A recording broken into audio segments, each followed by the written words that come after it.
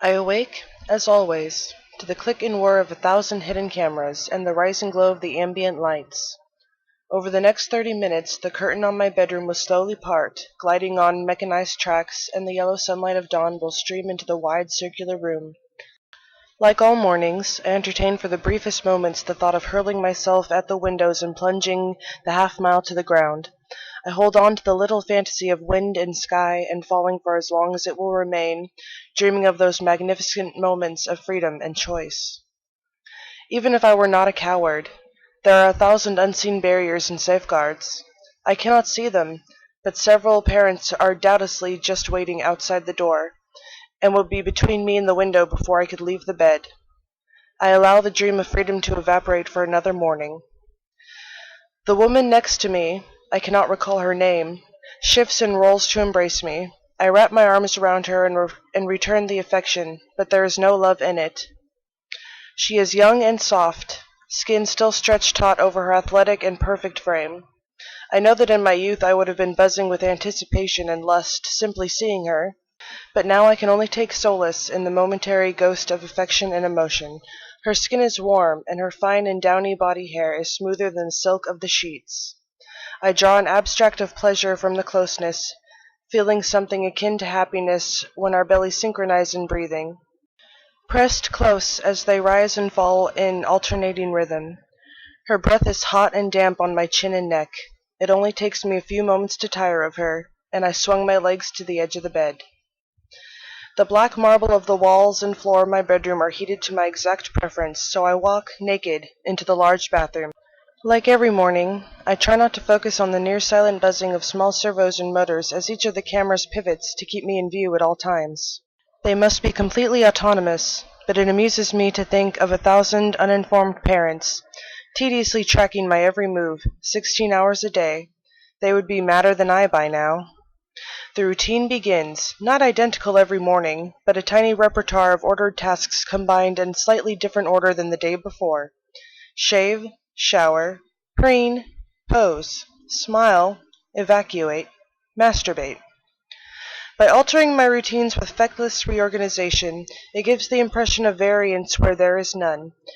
The parents tell me that this is just one of the reasons my channel is still so popular, despite being functionally identical to my father's and his father's before us.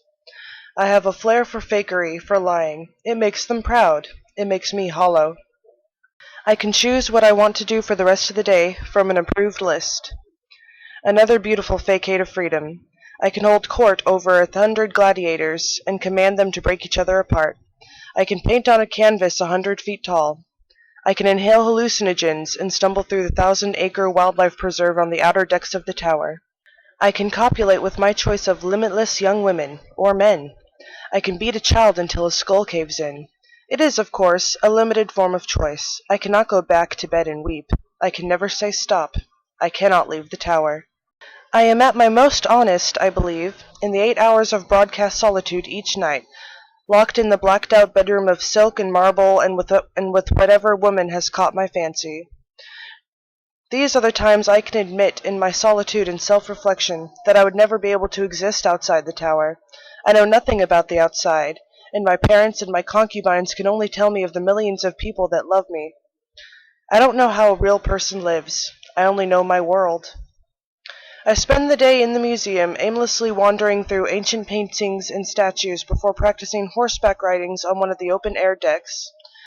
I spend the day in the museum, aimlessly wandering through ancient paintings and statues before practicing horseback riding on one of the open-air decks. I do this partially because I told the parents I would be in the harem all day, and it amuses me to think of them struggling to adapt the programming and all the wasted resources. When I am done for the day, I retire to a balcony with a drink. The jagged spires of the horizon look like teeth as they swallow the sun, and I can feel the cold, familiar knot in my guts, that unease and dread at the crawling passage of time. I've been as careful as I could not to conceive, but that can never last. I have no illusions about this. Sooner or later, I will have a son. Doubtless the parents are already weaning me off the contraceptives in my meals. I grow ill at the thought, and stand to complete my nightly ritual. I descend the elevator through the vast interior space of the tower, towards the lower levels. The parents love this portion of my night. Such a wonder flair for the dramatic, they say. I do it because it keeps me sane. The guards below are like the parents, only their uniforms are different. They smile at me with genuine love and affection and allow me to pass the viewing chamber. My father, a man I never met, is laying on a soiled mattress bed in a sterile metal chamber. They only love you for so long. He stirs slightly, but I know he cannot see me. His eyes are now lidless, each orb a milky ball of scar tissue. His mouth is lipless, and his dry, bleeding gums encase only a few shattered teeth. His ears are gone, the skin pulled tight around them and sewn shut with black cord. His limbs each terminated in a raw stump when I was first allowed to see him. Now they are completely gone. I've watched them break, bend, and vanish in slow bites over the years. But they are simply scars around his gaunt torso now. There are deep, fresh gouges in his gut.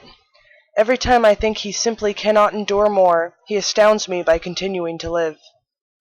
When my time on the channel ends each night, his begins. The tower goes deep underground, and that is my father's world, a nightmare mirror of my own.